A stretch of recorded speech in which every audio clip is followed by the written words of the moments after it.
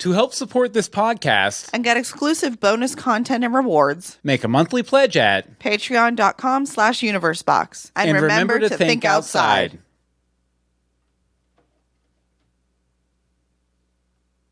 Tonight on Universe Box. Mary Berry quits Bake Off. Jared Leto is Andy Warhol. Arrested Development is in production.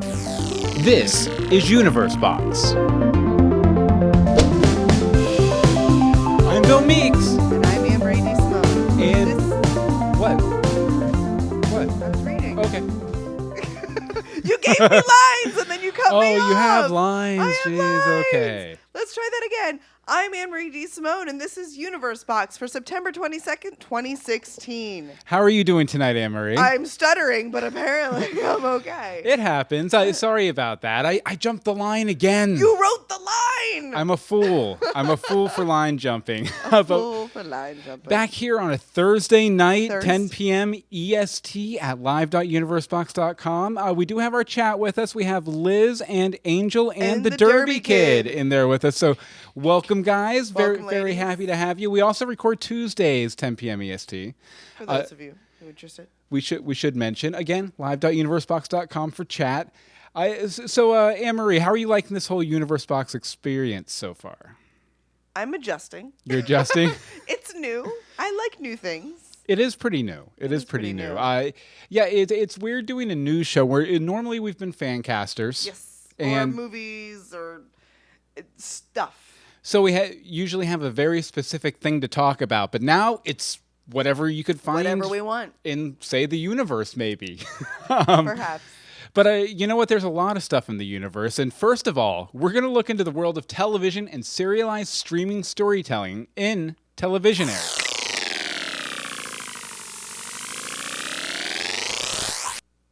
Okay, Anne-Marie, so what's our first story? Arrested Development Season 5 is set to begin shooting.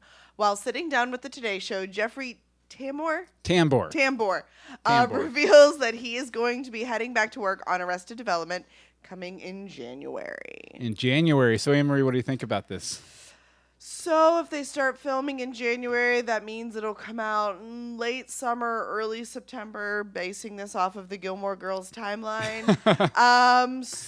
Which, as we all know, everything in your life is compared to the Gilmore Girls. Everything is the Gilmore Girls scale. The Gilmore Girls Guide to Life. But I'm sure there are legions of fans, including you, will stay up all night watching it again, like you did with Season 4. I, however, will be sleeping. Yeah, I did stay. I did stay up until I think it was 3:00 in the morning when it finally went live on Netflix because it was midnight on the West Coast. Yeah. I remember I did a Vine of hitting play on the first episode and everything. But Vine. Do people still use that? A little bit, okay. Maybe. I don't use it anymore, really. Oh, okay. But, I'm very excited for Arrested Development Season 5. They've been talking about this for a while. Mm-hmm. It's been back and forth. We're working on it. We're working on this. And it's great to finally have some confirmation because he did say that my marching orders are to start filming in January. Right. So it'll be interesting to see how they pick it up since they left Season 4 off with a cliffhanger, which basically Lucille 2 dead on the stair car.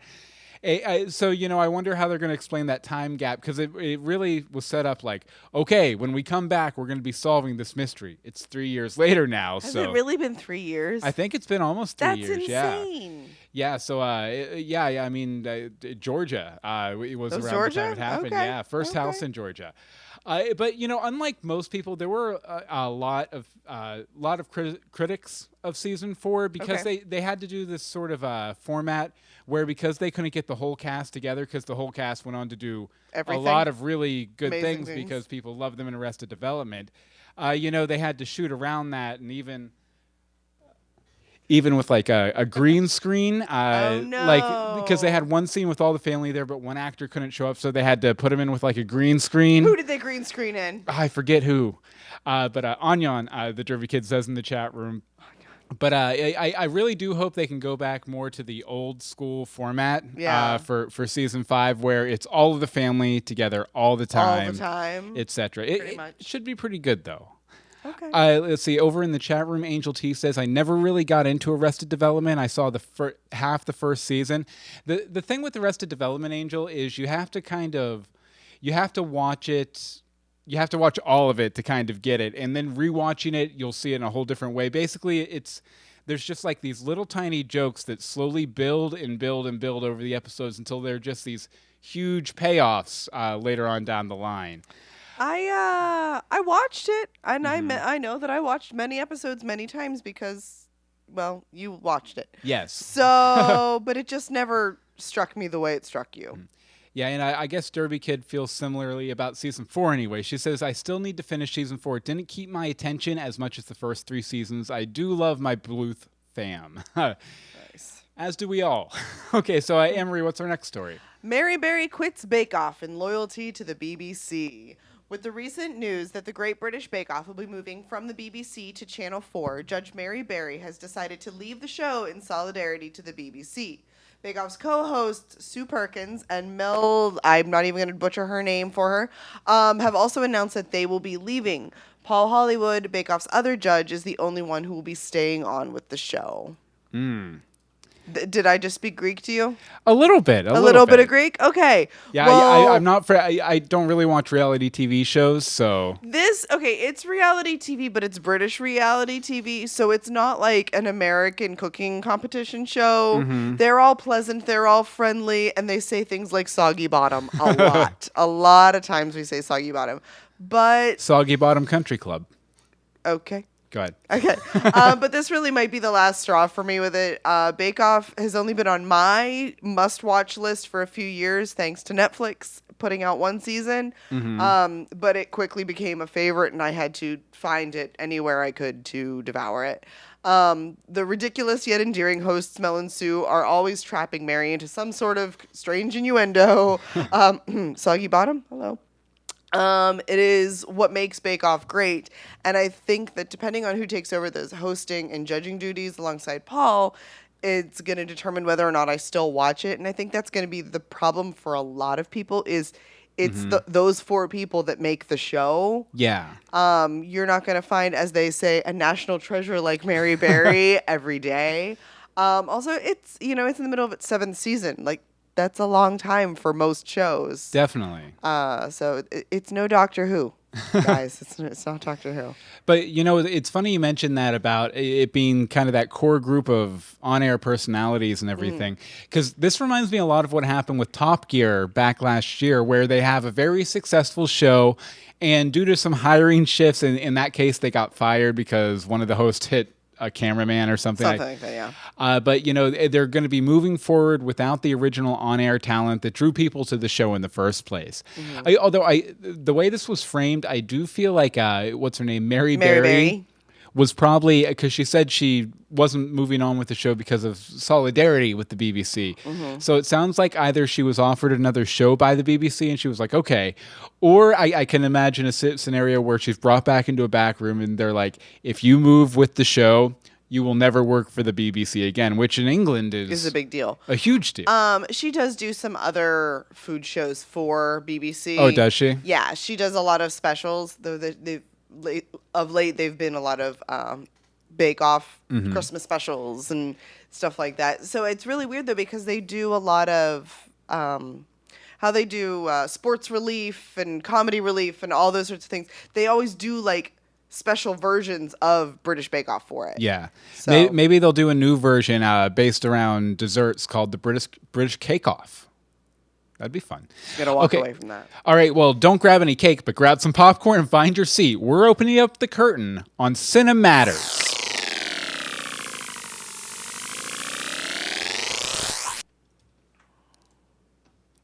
So this, something we've decided to do on Thursdays is to give you a bit of a weekend box office preview. There's a whole ton of movies opening this weekend. It actually kind of surprised me because I haven't kept up on it as well as I should have. Yeah, or generally we go to Fandango, which we'll have the link to the show notes at universebox.com.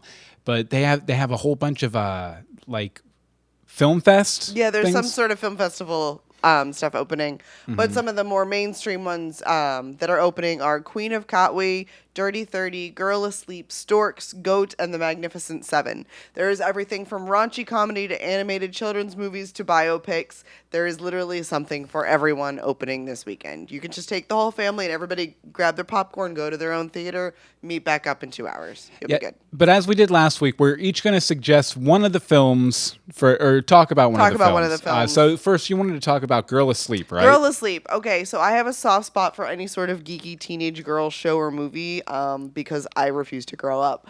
So this one really hits the nail on the head with that. It's based in, I believe, the 70s. And this girl's at a new school trying to find her place, and her parents throw her an over-the-top, embarrassing 15th birthday party by inviting the entire school. There's dancing, there's lots of flashing lights. It's very, very, very Napoleon Dynamite, which wasn't really my thing, but this looks really entertaining. And there's accents, and I like accents. Yeah, over in the chat room, Angel says that the indie movies never come to her locale. Well, that's what I actually noticed while I was on Fandango, because it likes to suggest, where you can go see it. There was nowhere for me to go see Girl Asleep, so I may have to wait because it is coming out in limited release. Yeah, and as for me, I picked probably the most popular movie from this weekend, The Magnificent Seven. It's Chris Pratt, Denzel Washington, and 5 other dudes coming together to help a poor village against savage thieves. Now, this is a remake of a classic Western that I've sadly never seen. I know, shame on me. And it looks okay, but after watching The Hateful Eight from Tarantino, which was probably influenced by The Magnificent Seven, it feels like sort of treading the same ground. I've never really been a big Western fan anyway. My favorite Western is Back to the Future 3. So I'll probably wait for home video on this, although Chris Pratt's pretty good. I liked him in Jurassic World. Also, who says home video anymore? I do. Oh, okay. I do. Okay, so speaking of home video, someone who probably would have loved home video cassettes in the modern day is getting a movie about them, right? What? Because he was into pop culture stuff. Okay. So what he's trying to transition to is Jared Leto is set to play Andy Warhol in an upcoming biopic. Jared Leto, Michael DeLuca, and Terrence Winter are joining forces and production houses to bring famed artist Andy Warhol to the big screen. The trio has numerous awards. There's Oscars, there's Emmys, all sorts of craziness to their credits, and they're looking to make this more of a big budget mainstream production versus a little indie film that me and Angel can't go see. So there's that. I'm personally really excited about this because I enjoy Jared Leto's extreme method actor antics. We've all seen it when he was doing was it Prefontaine, where he ran constantly, and everything with Joker for Suicide Squad. He takes it that crazy level, but he always delivers. Yeah. So people criticize him for it, but you know what? He does a good job, so it works for him. Yeah, he definitely does really fall into a role. It'll be interesting to see if he's going to do a straight impression of Andy Warhol or if he's going to be more of himself as Andy Warhol, like the attitude of Andy Warhol, but still feels kind of like Jared Leto. One can only hope that the art direction will be very pop art. I expect bright colors, retro transitions, plenty of grain in the picture. I definitely want to check it out. Absolutely. It looks really, really good. Well, I mean, the concept is really good. They just got the rights. I mean, the package, the producer, the producers from American History X and stuff like that. I was double checking over there. Over in the chat room, as far as Angel can't type Westerns. Our last story, they're all excited about Back to the Future 3, and Angel T says Chris Pratt is pretty awesome, but I feel similar about Westerns. And then she blames autocorrect again, as Angel is wont to do. Yes. Okay. Fat fingers. So we're going to get back into the main discussion here in just a second. But first off, we'd like to tell you a little bit about our newly revamped, Patreon. Now, you can get to this over at patreon.com/universebox, and it's a really good way to help support the show. Support the show. That's all we're asking. It's kind of like a subscription, kind of like you donate to NPR every 6 months. Donate to us every $5, you get a tote bag. You can donate money over here, and you can help us, increase our programming, increase the quality of our programming. And pay our electric bill. Because we have so many computers and lights and monitors. And I'm running an air conditioner outside. just so it gets cooler when I open the front door. So, we need help with that. But, there's also a lot of rewards you can get to. You can give us a topic to talk about on the show. You can be a guest on the new Universe Box on Thursdays. Yes, we would love to have a guest on Thursdays. Thursdays. We'll be having a guest, and for $25 per month, you can be that guest. Yeah, and you don't have to give $25 every month. You give it $25 one time, and you can be a guest, and then you can never give $25 again. No. Keep giving the $25. Or that. Keep giving the $25. But the most don't tell them things like that. The most enticing idea is that you can become a member of the $5 Star Patrons Club. If you become a member of the $5 Star Patrons Club, you get free parking everywhere. And we'll also everywhere that Universe Box is accepted. Yes, and we'll also read your name on the show every week. So we want to thank our $5 star patrons, Becca Baca, Angel, Kelsey, Holly Mac 79, Monica Jones, Sage of Earth, aka Patty, Harry Seidler, Timothy Peters, Robert Cattiller, and Hope Molinax. So you guys are the best people in the world, and we're gonna love you guys forever. If you want us to love you forever, go to patreon.com/universebox. And remember to think outside. And let's see here. Over in the chat room, Liz says she wants to be a guest because she loves us. So $25 a month, and we will continue to love you too. Yeah, we love you too, for sure. Okay, so let's see here. Next up, and this will be a shorty this week. This will be a shorty, yes. We're going to be talking comics, novels, Dr. Seuss. As long as you can read it, we've indexed it and shoved it in a folder. Let's crack open the bibliophile.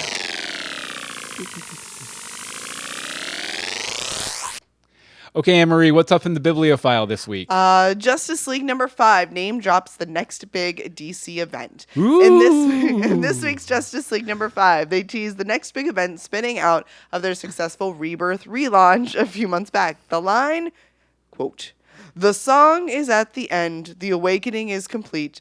The forever crisis will come," end quote. And take it away, Bill. The forever crisis will crumb. Crumbs. I know, but Anne-Marie's probably not going to have too much to say about this. But my notes are in ellipses. Another crisis. I'm totally on board. I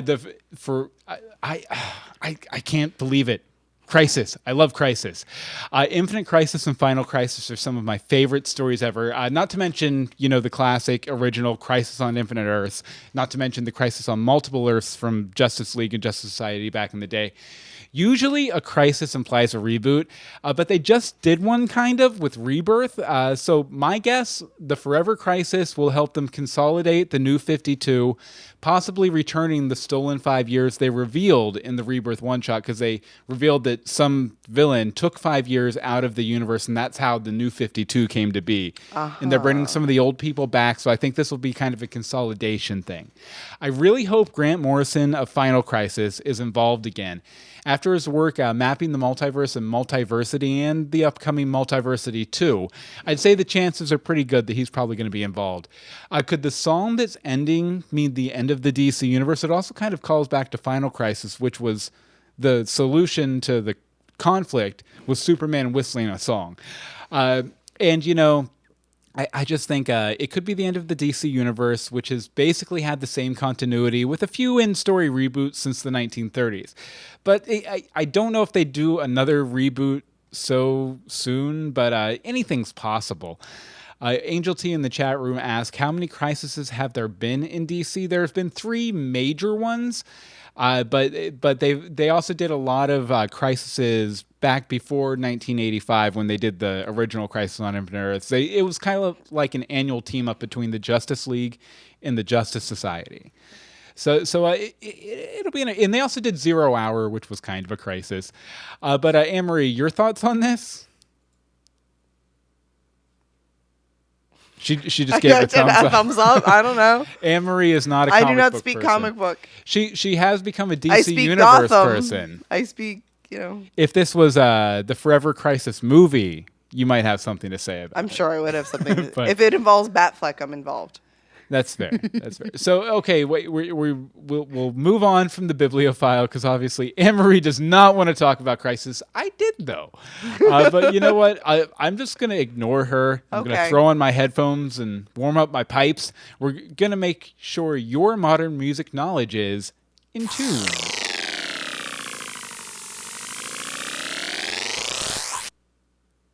So, Anne-Marie, what do we have up here in music stories this week? All right, first up, Beyonce and Jay-Z plot Tidal X 1015 charity show in New York. So the power couple Jay-Z and Beyonce are teaming up with a host of other musicians on October 15th to raise money for a variety of New York children's charities, including the Robin Hood Foundation. Tickets are in pre-sale now and will open publicly September 26th. So I love seeing stories of celebrities doing good things, especially for charities, especially for children's charities. Things like that make me happy. I like raising money for charities. It's a thing I do. And with the likes of Lauryn Hill, Nicki Minaj, Common, and like 3 bazillion other people, and the concert's going to be streamed on Tidal, which I don't really know what Tidal is. I think it's like a web service.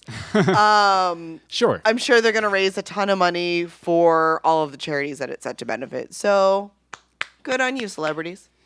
See, I'm sure to be a contrarian, I guess, or an iconoclast. Or to be a Bill. Mm-hmm. I'm sure it'll be a good concert and everything, but I also get a little squeamish at these kind of charity events where there's this huge investment up front for, technical people, venue, this, that, and the other. And then whatever they collect is whatever they collect, right? But why can't they just do, I think it would be more beneficial just to do like a small living room concert, live stream it on the internet, and take all that money that you would have, that $15 million or whatever you would have spent on the venue and the crew and all that, and put that towards the charity too. I don't know. Because this is the way they want. Because this way they can get so many more people. I don't know. Yeah, I mean, if nothing else, it'll definitely. I'm sure it'll raise a lot of money. I'm sure it does, because then you also, if you're doing something in person, you have, there's a lot of vendors that will donate their services if it's a charity event. So, a lot of the people may not be charging any sort of a fee to participate, where they normally would charge $2 million to show up and sing 3 songs, or whatever the case may be. It's stuff like that. You're going to get the merchandise of the people that are actually at the show, buying the shirts, buying whatever, they're going to do their own marketing of it. And I really haven't seen too much of actual marketing. Yeah. It was a news article, and when I went to the website, it was just like the front page. It wasn't, I don't know. Well, if nothing else, too, it gets a lot of exposure for the charity, which is the Robin Hood Foundation. The Robin Hood Foundation. Yeah, it's a lot for, underprivileged children in New York City. Yeah, and over in the chat room, let's see, Bobby has joined us. Bobby says, I believe that Tidal is a music service partially owned by Jay-Z. Would make a lot of sense. And the Derby Kid says, I'm with you, Bill. Some of that is ridiculous. So I like when people are with me. Yeah, that's nice. You would. That's nice. Okay, Anne-Marie, what's up for our next story here? Next up, Kanye and Kid Cudi end their feud. Kid Cudi and Kanye West have resolved their short-lived feud started by a tweet sent by Cudi. After some statements, rants, during some onstage appearances, Kanye ended by calling Cudi one of the most influential rappers of the past 10 years. Very nice. So really, what is a week without a Twitter war? Somebody has to have it. I'm glad that these two were able to put aside their differences before things got out of hand and all over the place.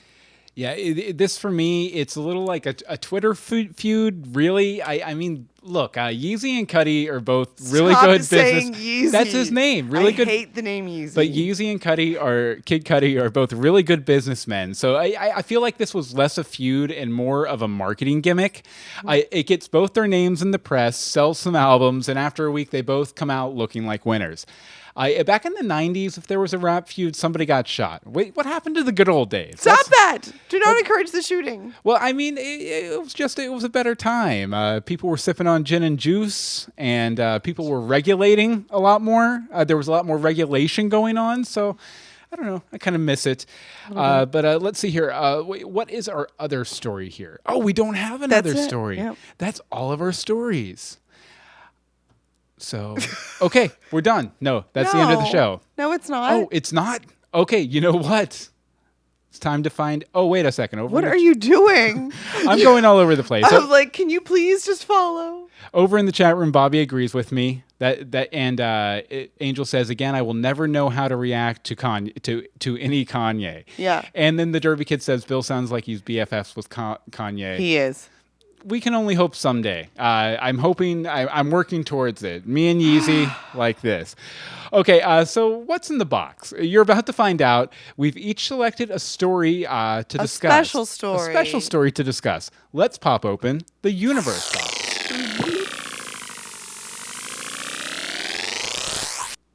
Okay, so Anne-Marie, what did you pick for the universe box? You can now find out your Patronus over on Pottermore. So, Universe Boxio, Harry Potter fans can now rejoice. You can now discover, I can't spell though, now discover your Patronus through an interactive little quiz. You answered like 6 questions and you're all set. You're not going to be able to pull it up. That's fair. No. I was a white mare. Mm-hmm. So, I am a female horse. The old white mare. The old white mare. She ain't what she used to be. So, remind me again, what is a Patronus? It's a protection spell. A protection spell? It's a protection spell that takes on the shape of an animal. Universe Boxio! The shape of an animal? The shape of an animal. Like, Here, we'll show that to the stream, too. Oh. Universe Boxio! Okay. Bad timing. Should have done that earlier. So, there. Yeah, it's an animal. It protects you. You cast, you say expecto patronum, and sparks come out of your wand, and it becomes an animal to fear or to get rid of bad guys. When you were talking about this earlier today, you weren't quite sure what was going on yet, right? It's just like the hashtag started trending and nobody knew what was happening. That's exactly it. I was on Twitter and I saw hashtag expecto patronum was trending, and I was like, wait a minute, what's going on? And then I realized I could make a Patronus, so I did. Nice. I don't know what that music was, but I'll take it. What was your favorite Patronus-related tweet you saw today?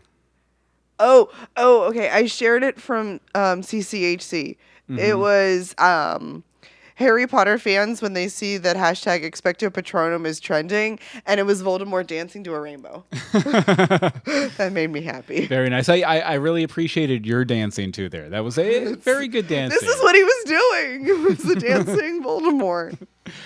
Okay, over in the chat room, Bobby says obviously his Patronus would be a hawk. Derby Kid has a dolphin. A dolphin. What would my Patronus be? Aardvark? Squirrel. Armadillo? Squirrel? Squirrel. Squirrel? Squirrel. I like it. Okay. What you got? Okay, for my universe box, YouTube today has gamified reporting videos. Now, they released this video this week announcing their new program, YouTube Heroes. It aims to award points for, among other things, flagging videos with inappropriate content, quote-unquote inappropriate content, because YouTube has cracked down in recent months on controversial content. A lot of times, they've been taking videos down even if they just discuss a topic they deem too controversial. Seriously? To kind of increase ad revenue and get more bigger companies buying ad, because they don't want someone talking about, I don't know, just to go extreme with it, like Black Lives Matter or something, and have a Ford ad on it or something like that, you know. So they've been getting a little too loosey-goosey with the censorship on there. Mm-hmm. And in this video, they even encourage their heroes to mass flag videos.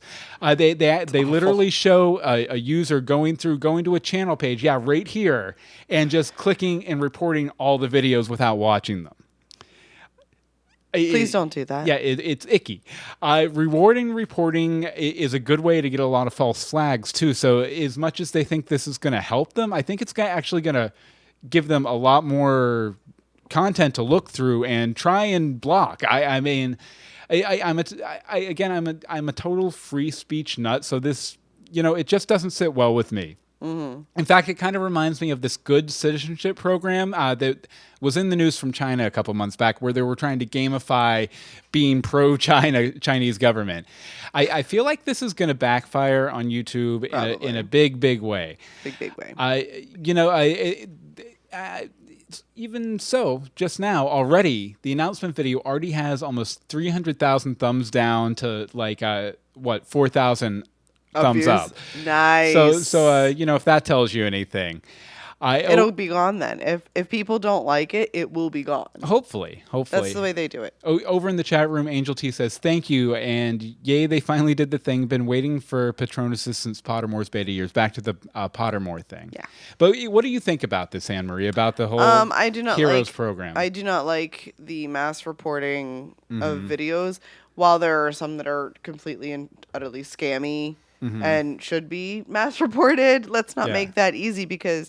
you get into a fight with somebody or somebody just doesn't like your attitude because you have a certain opinion about, certain movies or something like that. And they could just go through and go on all your stuff. Yeah. And the Derby Kid over in the chat room says YouTube seems like they're being lazy. Yeah. Basically, they're just trying to crowdsource community moderation or community management. They don't want to pay people. You'd think YouTube would be able to pay 50 people. Yeah. to do that. To increase their community. Okay, well, you know what? We have a really great community, and we like to... I have my other story. Oh, yeah. Oh, sorry, I forgot about that. Okay, so this is another fun thing that we like to do. If you were around on Tuesday, we told you what the special holiday of the day is. We rethought that a little bit. We're going to give you the special holiday for tomorrow. So that since it's, 10:30 at night, you can't really do anything to celebrate, but tomorrow you can. So tomorrow is... Oh, wait, you're going to have a lot of fun with these ones. Restless Leg Awareness Day. So, shake. My leg's restless. Checkers Day, but it's not Checkers the game. There was some other Checkers the restaurant. Checkers the puppy. I think it might be Checkers the puppy, actually. And Hug a Vegetarian Day. So I think this is the one that we can all at least participate in. So everyone find a vegetarian, give them a squeeze, move on with your life. Make sure your legs are well rested first. Make sure you... Okay, so let's go ahead and move on. What are we excited about this week? We're offering up our recommendations in Suggestibles.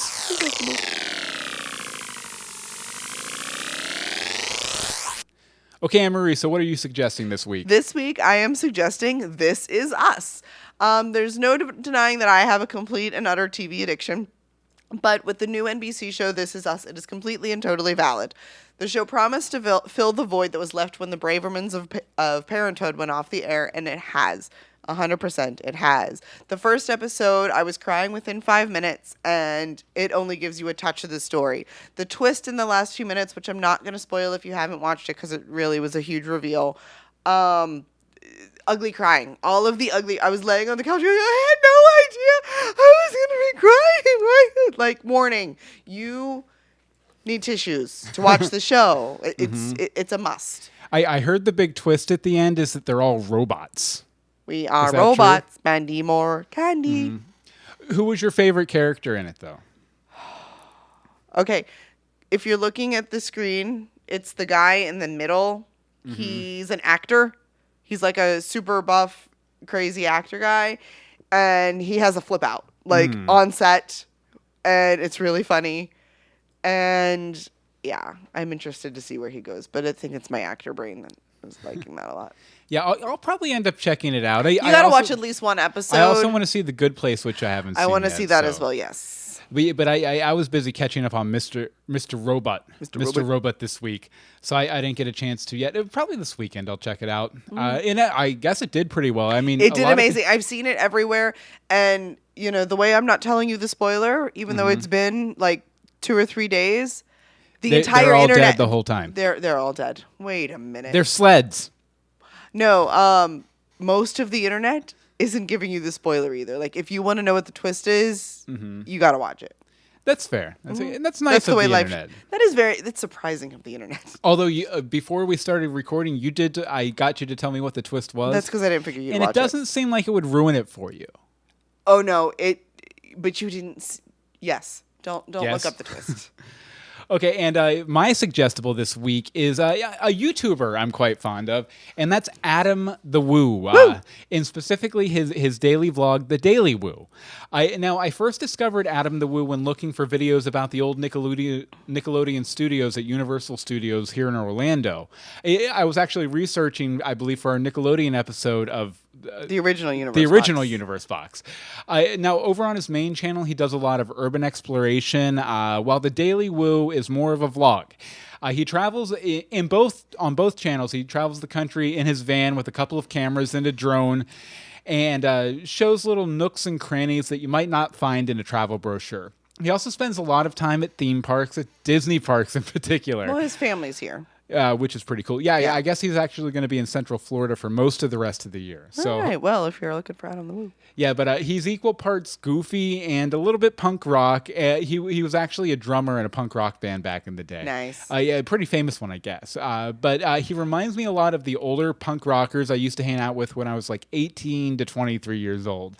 Now, he's over on the Daily Woo. He's posted a video every day for the past 1,545 days and shows no signs of slowing. It's true. actually, it used to be him just pulling out his camera and doing a quick video. Now he edits together these 12-minute videos where he every day goes around to town, checks everything out, goes to lunch, hangs out with his friends and other YouTubers and stuff. I also got to meet him back in February, which was pretty cool. He was a really nice guy. I have a little pin that I wear on my lanyard at work from Adam the Woo. So definitely check it out. The Daily Woo and Adam the Woo are the two channels.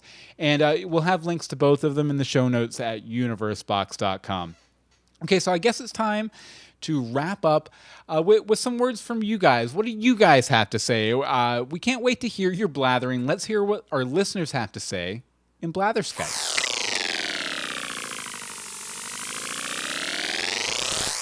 Our listeners still have nothing to say, Emery. Y'all, they're silent. No, they are never silent except when we ask for feedback. Well, I mean, obviously they've been very loud in the chat room tonight, which is always good. We love it. We definitely enjoy that. But if you want to send in some feedback on things we've said, if you want to send us a story, please send us stories. Yeah, one, you can comment right down below on YouTube.